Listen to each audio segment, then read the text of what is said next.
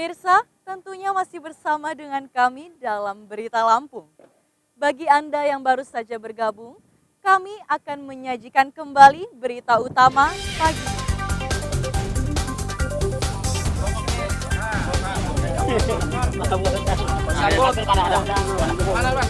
Seorang perempuan ditemukan tewas di Sungai Pematang Pasir, Lampung Selatan. Identitas jenazah belum terungkap.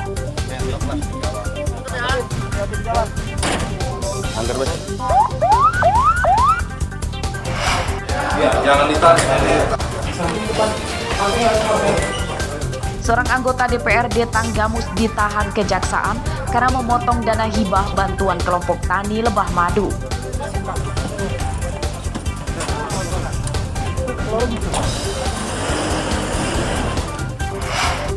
Ya, terus.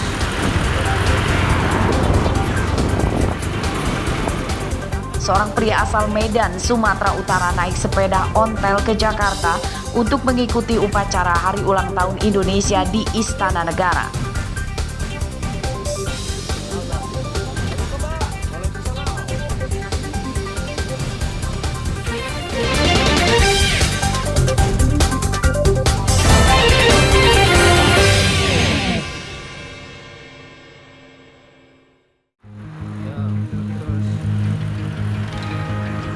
Demi mengikuti upacara peringatan Hari Ulang Tahun ke-78 Republik Indonesia di Istana Merdeka Jakarta, seorang warga kota Medan, Sumatera Utara bernama Syahria Chaniago melakukan ekspedisi dengan naik sepeda ontel seorang diri.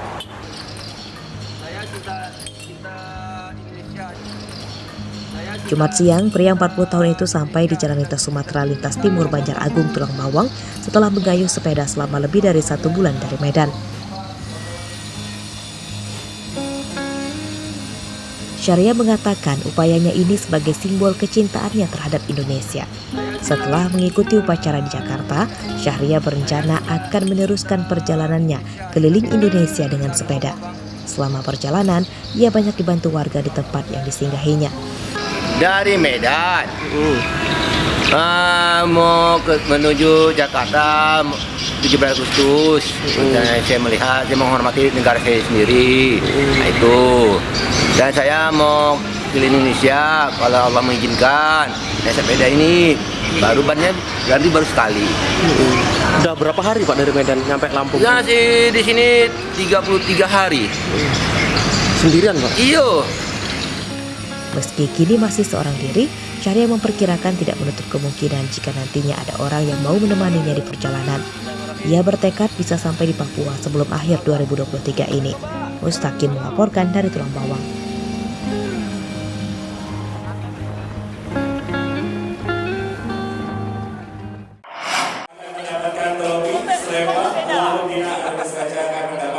Belasan pemuda tampan dan gadis cantik mengikuti ajang Muli Menganai 2023 yang diinisiasi oleh Dinas Pariwisata Bandar Lampung. Dalam bahasa Lampung, Muli Menganai adalah bujang dan gadis.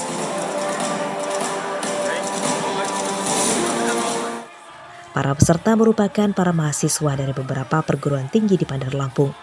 Pada ajang ini, Muhammad Iqbal dari Universitas Lampung dan Eka Siska dari Institut Teknologi Sumatera atau ITERA keluar sebagai juara 1 Muli Menganai 2023. Iqbal dan Eka Siska kemudian dinobatkan sebagai Duta Pariwisata Bandar Lampung. Bersyukur banget ya, tentunya bersyukur, dan ini merupakan sebuah tanggung jawab yang besar bagi saya untuk 1 tahun yang ke depan. Saya harus membawa pariwisata Kota Bandar Lampung menjadi lebih baik lagi. Kesulitan kalau dari dalam diri tentunya banyak, karena kita bertatapan dengan orang banyak dan itu menjadi sebuah tantangan baru buat saya. Lalu kalau dari luarnya gitu memang ya dimarahi oleh coach. Adik-adik bisa mempromosikan semua pariwisata yang ada di Kota Bandar Lampung.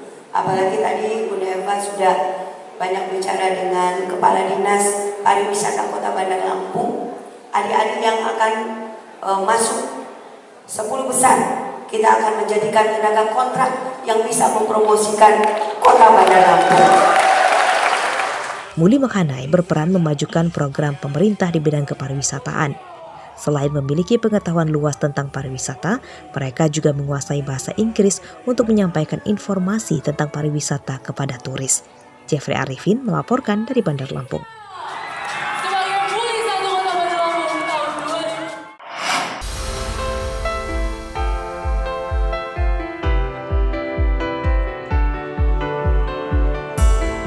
Gerakan peduli kebersihan terus bergema di Lampung. Selain aksi bersih pantai dan pasar, ada juga yang menginisiasi bank sampah agar warga tidak buang sampah sembarangan. Salah satunya bernama Bank Sampah Sahabat Gajah di Jalan Airan Raya, Desa Waihui, Kecamatan Jati Agung, Lampung Selatan.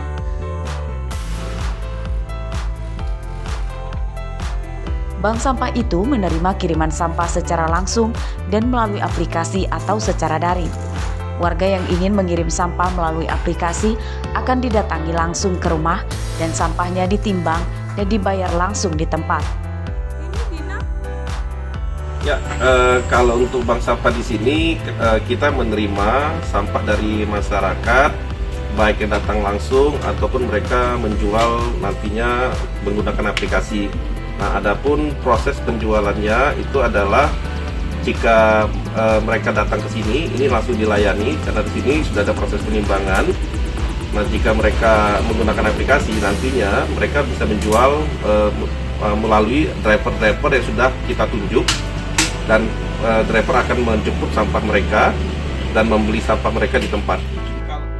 Jenis sampah yang diterima antara lain botol plastik, kertas, hingga logam yang memiliki nilai ekonomis tinggi. Lalu mengapa diberi nama gajah?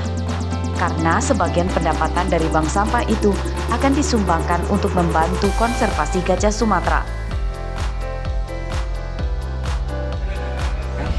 Aplikasi ada di HP, dan itu jadi kalau ada dalam keluarga, rumah tangga, kalau dia mau punya sampah, dia tinggal klik di aplikasi itu, lalu di situ dia tinggal klik dia mau jual barangnya, apakah itu PET atau apa, ya apa, kemudian aplikasi itu akan nanti nyambung ke driver atau rider terdekat.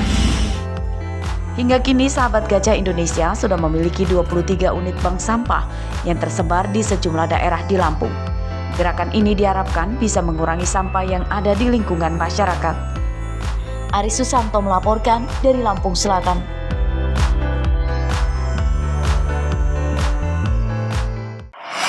Buat dari kayu pinus.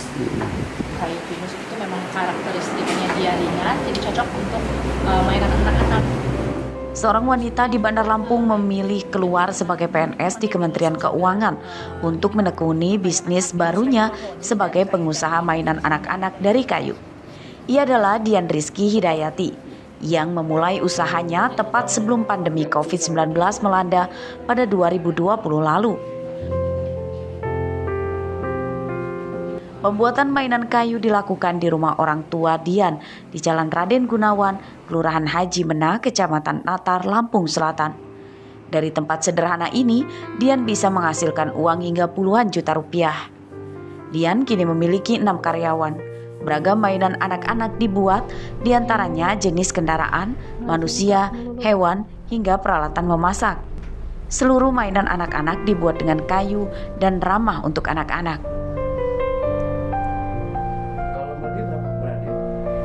Sebelumnya belum. Biasanya yang saya tahu itu kayak main-mainannya dari bahan plastik gitu. Kalau dari kayu baru tahu setelah kerja di sini. Kerja di sini. Apa yang sulit kerja di sini? Nggak sulit sih. Iya.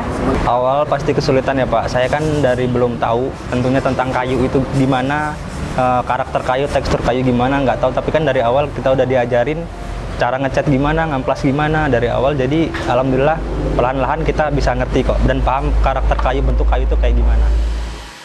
Menurut Dian, omset terbesarnya justru pada masa pandemi lalu, hingga ratusan juta rupiah per bulan.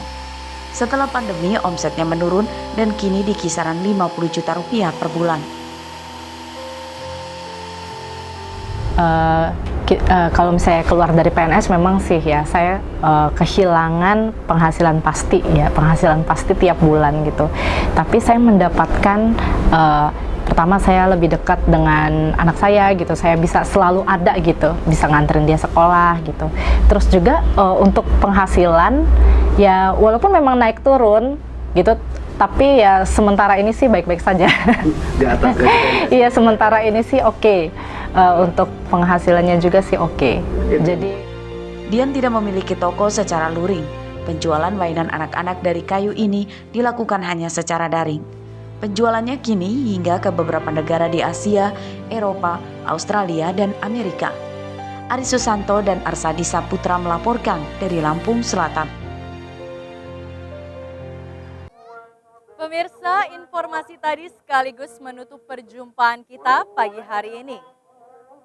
Saya, Vika Rana, dan seluruh tim redaksi mengucapkan selamat beraktivitas dan sampai jumpa.